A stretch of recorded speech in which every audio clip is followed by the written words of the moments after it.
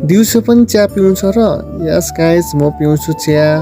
So welcome guys to my mini blog. यो हो मेरो ग्रोसरी सप। दिउँसोको समय थियो, मलाई चिया खान मन लाग्यो।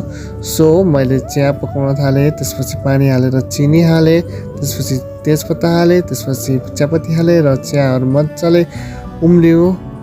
त्यसपछि मैले उम्लेपछि बन्द गरेँ र त्यसपछि ग्लासमा हालेँ।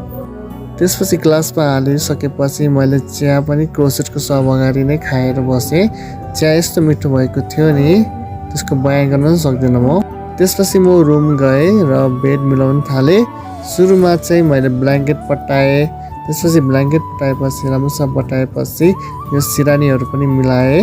त्यसपछि मलाई अल्छी लाग्यो, के गरौँ भएन, म के गर्छु भनेर मैले जुरुक्क उठेर म सिधै आफ्नो बरन्डामा पुगेँ र फुलहरू कति फुलेको छ, हाम्रो फुलहरू भन्दा नि यो लिली फुलेको छ नि त।